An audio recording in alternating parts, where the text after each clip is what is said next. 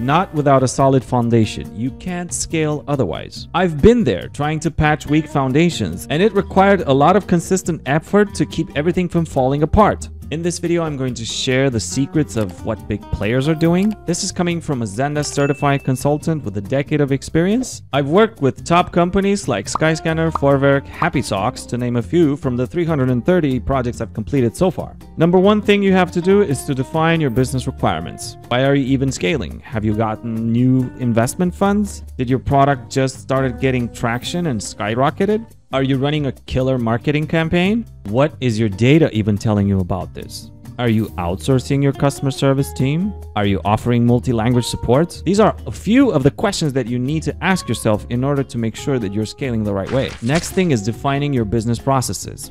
What is running through your customer service system? Think about the channels you're offering support in. Think about the languages you need to offer support in, and also the types of tickets that end up in your system. You need to define all your use cases or business processes that run through your customer service system. And not only that, but for your whole business, that's even better. Next on the list is going to be to define your departments or teams in a fragmented manner. Make sure you include all exceptions. Make sure that you go granular to make sure that you have a well-structured system. Define the types of requests. Now this one is pretty basic, so you have to make sure that from the processes that you documented earlier, you have to make sure that you define what the types of requests these actually fill into. Types of requests vary depending on your niche, depending if you offer B2B or B2C. If you can think about these depending on complexity, for example, having level 1 to be the easier ones, which is how do I change my password? Tell me more about your company.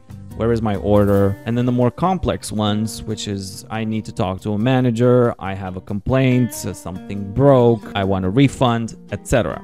I'll share why this is important a bit later on. Keep watching. Now, running a YouTube channel for educational content is difficult because you guys come here, watch a video, and then you go away for a while. So now that we have you here, please like and subscribe to this YouTube channel. It'd be really helpful for us, and we'd be really grateful. Thank you so much. Define priorities and SLAs. So you need to think about which ones of the requests that come into your system are more urgent than others. And the reason why I asked you to think about the complexity of the requests is precisely to be able to add your priorities to these. Also combine these with your service level agreements or your commitment to the customer that you will be able to answer them and solve the request. And you're starting to patch up that nice foundation that we're talking about. Define your queues. Now that you know what types of requests you have your teams defined, you have your priority assigned, you need to have some queues where your agents are able to see these requests. Make sure that these are set up right. Make sure that agents see priority, they see the type of request, they see if somebody's assigned, and they also see due date and when this came into the system and when it was updated. Do triaging with AI. Now is the time to do triaging with AI, with business rules, and with a human that watches out for tickets that have been slipping through the cracks. There's plenty of stable AI solutions out there. Let me know in the comments if you want a video about that. Now, the last step is to keep a close eye on your reporting for efficiency. Efficiency of your team and efficiency of the tickets being resolved,